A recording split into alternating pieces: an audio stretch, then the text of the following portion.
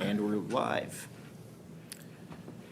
Right, so I'll start by calling the Finance Committee meeting to order.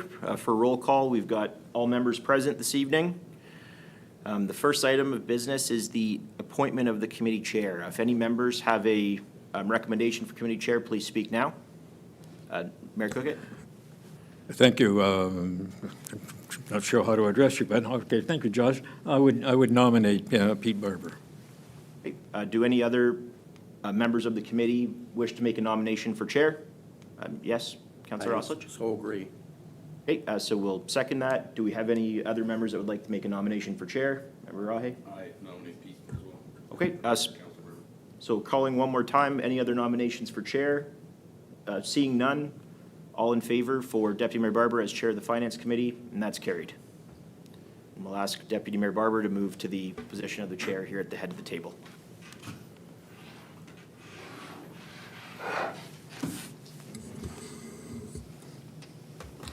I've got a lot of room. Thank you very much. As we move into a different era in the formulation of the budget, you folks have always, or to now, shown a great ability to peruse large documents. And I'm sure we're going to get into that process as the budget moves forward. Feel free to ask questions, either in this venue or through staff, and bring forward any questions and ideas that you may have. The budget singularly is the biggest item in the town's needs. We have to balance, the Budget Committee and Council have to budget the needs and the wants, and pressures are mounting for all of those resources. And now's the time to come forward with discussions, dialogue, and your ideas. Moving forward, are there any declarations of pecuniary interest? Seeing none, there are no delegations this evening.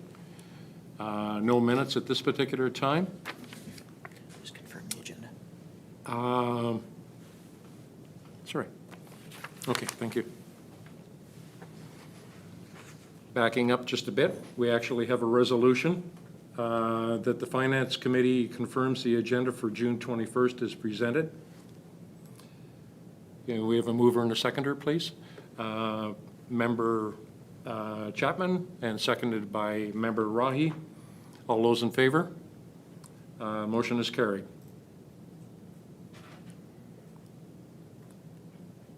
And action items, correspondence and updates. Seeing none. Staff reports, 7.2. The budget survey, and who is going to do that. Okay, can we have a mover and a seconder to receive the survey? Moved by Member Oslich, seconded by Member DeRosier, and the report. Thank you, Chair Barber. I'm presenting this report this evening on behalf of the CAO, and I'm also going to ask on the Director of Finance, Heather Sachs, to add on in certain parts. In terms of the summary, this is not the first budget survey that councils have seen here at the town. This is an initiative that was brought forward several years ago at this point to facilitate input from the public, and to ensure that some of those public perceptions are included throughout the budget process, and to provide a good avenue for providing feedback. The proposed survey for 2024 has a focus upon evaluating recreation and parks. And in addition to that, it has a focus on perceptions around services and seeks to gauge public faith in the institution of local government to try and evaluate any year-over-year change in these regards. So really, the purpose of this report this evening is to gauge a general idea of whether or not the Finance Committee is in favor with the survey as presented. I did want to note that Staff at this point are really looking for feedback from the committee on any changes to the survey. And we intend to bring it back on July the 12th for final approval before it's circulated within the community. With that said, I'd like to hand it over just to see if Heather has anything to add about that budget survey process. Thank you, Josh. Through Chair Barber to the members of the committee. We really take this budget survey seriously. We take the feedback and we try to turn it into action items with the management team here. So some of the outcomes from some of the survey, feedback we had over the last couple of years have turned into doing deeper dives in the ECC, deeper dives into Parks and Recreation, looking at different scenarios for cost savings that have been suggested by the public. So we really hope to get that feedback again this year, and we're really hoping to have council feedback on any of the questions they'd like to see, any of the changes they'd like to see. So Andy definitely wants to get that feedback turned around and back before this committee on July 12th. Member Cookett? Thank you, Mr. Chair. The survey, when do you intend to kind of put that out? You mentioned July the 12th, we would have a chance to add some items or change some items around. So what's the timeline for putting it out? Josh? Through you, Chair Barber, once finalized, so it would be shortly after July the 12th, and I understand that the Director of Finance and CAO intend to make the survey public for a period of 5 weeks. This has yielded a high response rate in past years, so we found that that's a good period of time to leave it open to the community, but it's council's prerogative. If they'd like to specify how long it's available for, council and the committee should specify. Member Cookett? If I may ask another question, Mr. Chair, I like the idea of the survey, and I think I responded to it last year. It's a good idea to put that out to the public. It's fairly short, so people won't take long to do it. I'm just, I guess I want to ask council to take a good look at it and see where there's areas that you might want to add a question to, or if you understand the questions totally as they're asked and that kind of things, because July the 12th would be the last time we have to kind of change the survey. And I'm thinking in particular, I said I like the survey, but I would like to see, personally would like to see something in the survey that deals with possible enhancements rather than just asking questions about what we have. There's nothing in there about enhancements that some of the public might want and some of you might want. So I'm just kind of asking you to take a good look at it and come back July the 12th with some suggestions. Thank you. Member Chapman? For you, Chairman. I do have a question, and I got lots of people asking about this the last time the survey went out, and it is, how would you describe your quality of life has changed over the last year? Some people were actually offended by that question, and please indicate your perception of your current overall quality of life. So I don't know how we could word it differently, but I'm just giving you the feedback that I got, that they didn't like that question and they didn't want to answer it. So when you ask for quality of life, what particularly are you looking for, and can we word it a different way?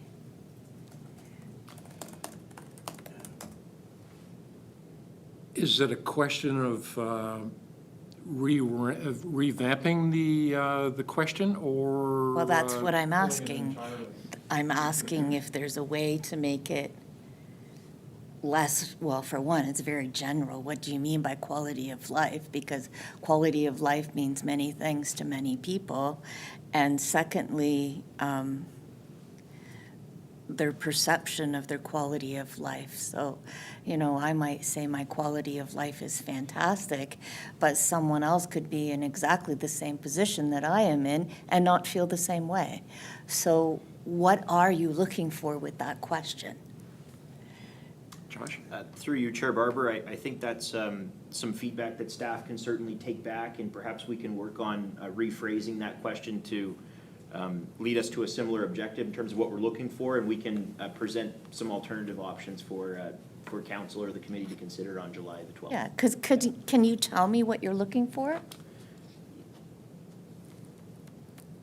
Josh, follow? Generally, as far as the quality of life question goes, my understanding would be they're looking to establish a baseline on whether or not it's better or worse than the year prior. And, you know, I certainly understand your concerns about whether or not perhaps it is arbitrary. Mentally, physically, Sure. financially? Sure. So that's where it gets personal, Yep. and people were kind of like, it's none of your business. So that's why I say, if you're looking for something specific, you need to reword the question.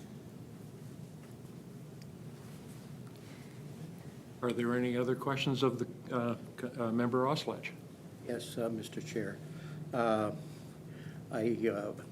sympathize with Jamie's question, and basically, And then you asked that, yeah, but don't want to. it's, if you're in your wheelchair, your quality of life, you know, if you're blind, you know, and you're disabled, and if you're a senior like me, the quality of life changes. Yeah, drastically. Member Rahi? Through you, Mr. Chair, and I agree with what Jack's saying. I think we should be asking what we can do to improve or what we can add to improve stuff.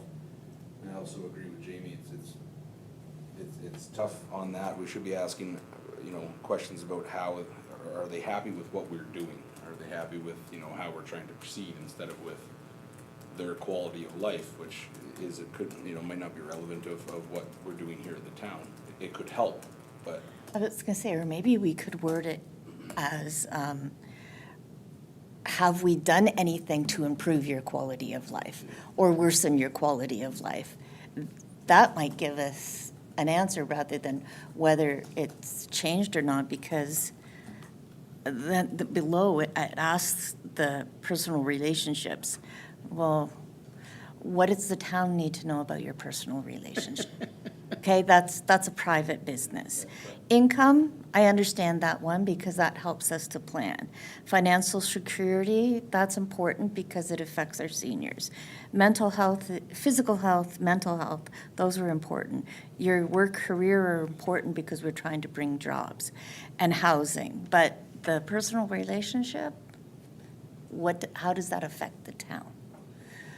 So those are some of the ones that they're getting at, so, yeah. Member DeRose? Thank you. Can one of the staff members who presented the survey explain, it says, please identify your perceptions around the quality of services in the town of Elmer. Most of them are straightforward. Can you explain business supports? Josh? Through you, Chair Barber, my understanding of, without having written the survey myself, my understanding of the business supports question would have to do with resources available at the town for local business to access. And so, you know, a good example of that is perhaps work that's being undertaken within committees of council, such as the BIA. Are we being receptive to the needs of new and existing businesses? You know, another part of that I might focus on has to do with you know, local economic development is really outside of the scope of the local municipality. It's a service that, you know, we're receiving from Elgin County. So as the town receiving that service from an upper tier municipality making a difference locally, that would be my understanding of what we're looking for with that response. Yeah. Yes, ma'am? I think with regards to this specific question, I like that the survey is condensed, but then I also feel that there is room for people to perceive things differently. So like police services and fire services, like that's pretty straightforward. But the business supports, like that has a broader range. Recreation facilities, we offer many recreation facilities, right? We have the arena, we have the pool, we have the parks and trails, we have the splash pad, like, so there's a couple of things in here that have a more broader kind of explanation to them. So is there any way we can expand? I like the idea of keeping it brief, but is there any way we can expand that to include those subcategories? Greater clarification as to what specifically you're asking. Yeah.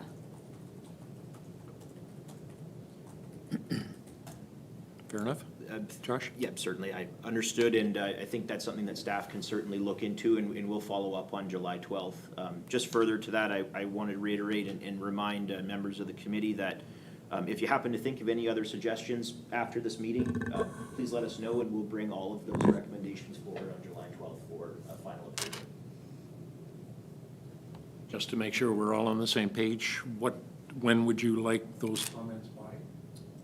In order to incorporate them into the survey? Certainly. Thank you, Chair Barber. For clarity, if we could receive those comments before the end of the day on July the 5th, we'd like to publish that July 12th agenda on Thursday, July the 6th. So Wednesday, July 5th would be preferable. Are there any further questions from the members of the committee? Seeing none, we have a mover and a seconder on that report. We'll vote on that report. All those in favor? And the motion is carried. Thank you. Report FIN 11-23, the budget schedule. Heather, are you presenting that? Thank you, Chair Barber. We just wanted to put together a schedule to outline for council, hoping council's okay with the proposed timelines. It's similar to what we presented last year. Basically, as we already discussed, the budget survey, hopefully final draft would be July 12th. We would have it open till August. In the middle of this survey, we'll also have a preliminary capital plan for council to look at for August 9th. Basically, we'll try to follow the same methodology that we did last year, where we'd have the capital in front of council, then following with the operational budget. So also with the preliminary capital budget, Terry's done a lot of work on the replacement values for the asset management plan. I'd like to add that into that finance committee review on August 9th. So as a part of our year end, I mentioned last year that every year we're going to be updating our asset management plan until it's the way we need it to be. And this is a part of it. The capital budget is a huge input to that. So we'd like to present that on August 9th. The Mayor's Town Hall, we didn't have the dates yet firmed up. We want to make sure with everybody's availability before we firm those up. As I said, preliminary operating budget, we'd like to have before council or before this committee on September 20th. Final capital budget, with any luck, we could present it October 18th. Final operational budget, our current process, we have to wait for MPAC assessment, which usually comes out the first week in December, to give the numbers to council for growth and all that. That's what we wait for, is that timeline. And then hopefully final budget approval, first meeting in January, so that we can get projects tendered and do the same thing that we did last year. So if there's any changes or any other items that you'd like us to consider, please let us know so we can adjust the schedule. Member Cook? Thank you, Mr. Chair. Just a comment on the item, Mayor's Town Hall, sometime in September. I'm used to doing a town hall. Typically, they're done just with the mayor, or if you're in a ward system, sometimes with the mayor and the councillor for that particular ward. Doing a town hall kind of structure is kind of impossible in this situation, because then it would become a formal council meeting. And once it becomes a formal council meeting, it's a different format altogether, much more formal, much less to provide the kinds of questions and comments that you'll get from the public. So my proposal is that that Pete and I would be the people who take the questions and answer them if we can. Staff are not involved in providing answers. Staff, of course, could be there, but they're not, it's not a question and answer to staff or a question and answer to all of council. It's basically a question and answer to the mayor and the deputy mayor, if they can answer them. But it provides an opportunity for people to express their feelings about how the town is going and what they'd like to see. And certainly the budget would be a major part of that particular discussion in September, but I don't see it as being the only focus of discussion for a town hall. A town hall is basically open for all kinds of suggestions, and of course it could become I won't use the word, it could become a critical session, critiques, but, I think we can handle that kind of thing. I think people are generally willing to deal with policy. The town hall, in my view, would be moderated by somebody outside of council and some outside of town hall. And I can come up with a suggestion for that later on, but it would be someone who would moderate the questions as they come forward and ask questions themselves. The last time we did this, I think Art and Pete were there. We didn't have a lot of people show up the last time we did the town. I think it was like 35 or 40, which, depending on which way you look at it, either good or bad. It's good in the sense there's not a lot of people who want to complain. And it turned out that much of the town hall were basically suggestions for what the town should be doing or could be doing, rather than just criticizing what we are doing or not doing. There are also some criticisms, so that's fine. But I think the town hall is an important way of gauging the feeling of the community. So that's just an explanation as what I see the town hall being. Are there any other questions or suggestions regarding the budget timeline? Member Chapman? It's about the town hall meeting. So there would just, you two would be doing all the questions. Are we allowed to attend or no? Oh, yeah. Yes, I would think so. There's no problem with, through you, Mr. Chair, I don't think there's a problem with We can attend and being there. listen. Yeah, you wouldn't be part of the discussion, nor would you answer questions, Yes. because then it, Yep, perfect. Thank you. The town of Elmer has come a long way in the expedition of putting together a budget in a timely manner. It wasn't that long ago where it was well into the spring, May, June. And I have to give compliments to staff for their direction to do so. For the benefit of the members of this committee, can you explain operationally why a timely budget is a good thing? Yes, certainly through you, Chair Barber. The procurement of the large capital projects, if we can get those out earlier than our counterparts, we seem to get better pricing. So that's one of the biggest things for the capital. For operationals, there's a lot of, like for pay adjustments, for example. So if council doesn't approve our budget until, spring, we're doing a lot of retroactive pay adjustments in payroll and finance to catch those things up, because we technically can't, if the raise or the payroll,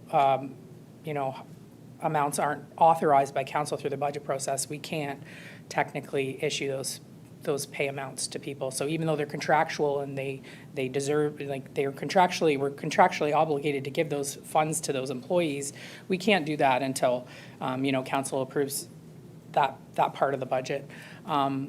There's several other reasons. We pulled up the water rates and the wastewater rates so that January 1st, they're approved and ready to go.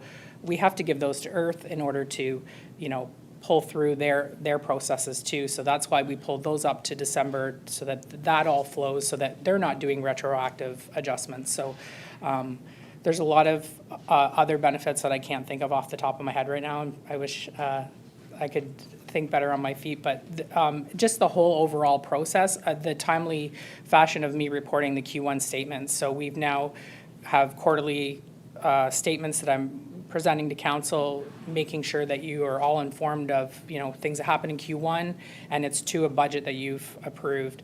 Things that happen in Q2, same thing. So if we're not approving the budget till June, why bother reporting what happened in Q1 in June when it's already, 3 months old? So I think it helps with timeliness of reporting, it helps with streamlining financial processes, it helps with, procurement, it helps with, the directors knowing how much money do they have to spend. If all of a sudden in June, we're still fighting over $10,000 for the fire department, the chief can't, do what he needs to do in the first 2 quarters. So I just think it's the way we should do it.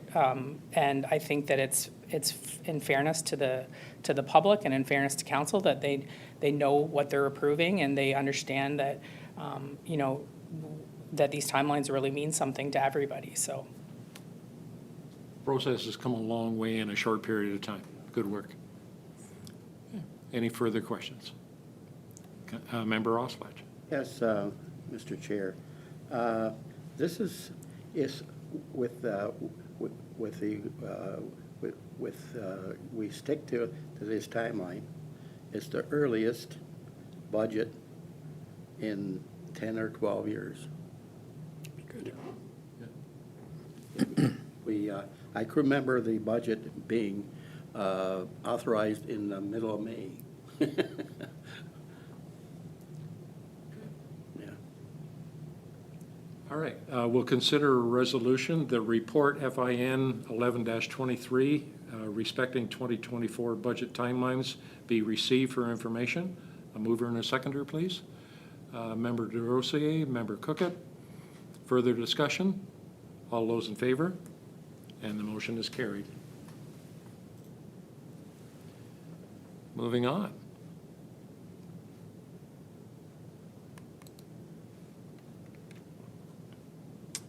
Facilities condition, that we consider a motion to receive the report Clerk 36-23 entitled Facilities Condition Assessment Data for Future Capital Planning be received for information. A mover and a seconder. Member Chapman, Member Rahi, and the report, please. Josh? Through you, Mr. Chair. Council directed staff in early 2023 and I suppose late 2022 as well to work with the town's appointed engineer to undertake facility condition assessments upon municipal facilities. All of that work is complete at this point and staff are in receipt of facility condition assessment data. And the purpose of this report is to advise the committee that staff have taken care of including the recommendations from those facility condition assessments, taken them and included them in the 10-year capital plan. So really that's the key benefit of this exercise is prioritized, accurate, and effective capital planning for municipal facilities, and we're well on our way to achieving that. Again, I don't want to sound like a broken record here. I know this council and by extension this committee's heard me speak of facility condition assessments a fair amount, but this eliminates the guesswork in our facility management strategy, and it provides a roadmap to help guide council and staff on matters such as preventative maintenance and future capital projects.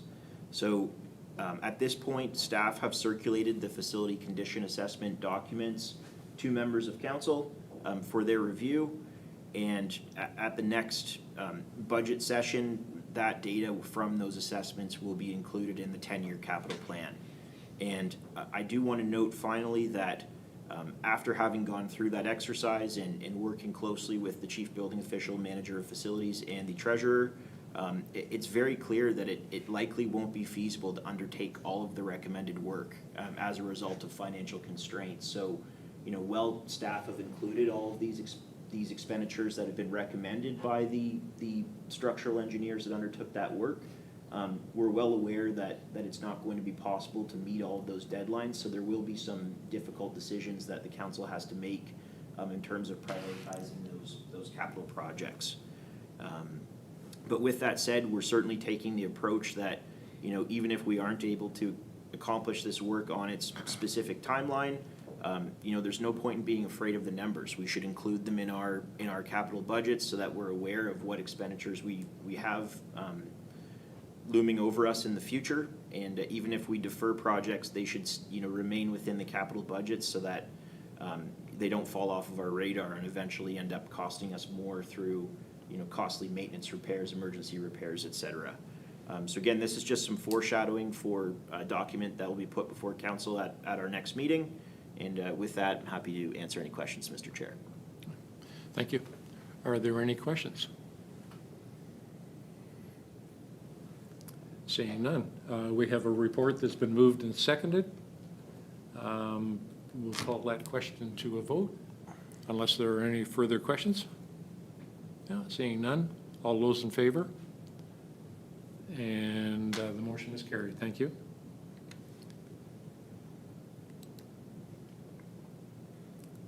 New business and inquiries by members? Okay, seeing none. Resolution that the Finance Committee do now adjourn the meeting at 6:31. A mover and a second, moved I by, did have a question. all right, we didn't vote, so go ahead. Okay. Member Chapman. Through you, Chairman, so just so that I understand how the Finance Committee works, you're going to bring us the reports and all of that stuff. How do we go about asking, for example, the Parks and Rec, if we have the parks beautification, if we have a request, at what point in time do we bring that forward, or how do we go about bringing it forward? Josh or Heather, who would like to take that one? Through you, Mr. Chair. So really the purpose of these committees is to enable freer and sort of more in-depth discussion of matters that we normally wouldn't delve into as closely in regular council. So the outcome of the committee work, whether it's the Finance Committee or the Parks and Beautification Advisory Committee, really has to do with making firm recommendations to council. And it allows these committees to get into the weeds further and to have more ongoing discussion. I think that we'll find that this inaugural meeting of the Finance Committee is probably less typical than future meetings will be, just in that there aren't, firm numbers or really reports with any substance in front of the committee this evening. But in the future, when we do have those budgets in front of the committee, we're hoping, and I think the intent of the mayor in recommending this committee format was really to provide a forum to ask those specific questions that perhaps members wouldn't have been inclined to do in a regular session of council. Thank you. Member Cookett. Yeah, thank you, Mr. Mayor. Just to kind of add to what Josh has said and about your concerns about when you ask these questions, from 2010 to 2014, we had finance committees for each of those years, and all of the staff were present at those meetings that was on the agenda. So if an item is dealing with Parks and Recreation, for example, the Parks and Recreation person would be there because it's part of the agenda. So you're going to treat it the same way you would as you discuss the budget on a full council. It's just that I think this lends itself a lot more for people speaking out and speaking up, and the rules are relaxed quite a bit more than they are in a regular council. That kind of ends. Yep. The formatting of those questions may evolve as we get farther into the process. Okay. And welcome every member's input to how we can do it better. Okay. All right. No further questions. We'll consider a resolution to adjourn at 6:34. No, we have to have, Pardon me?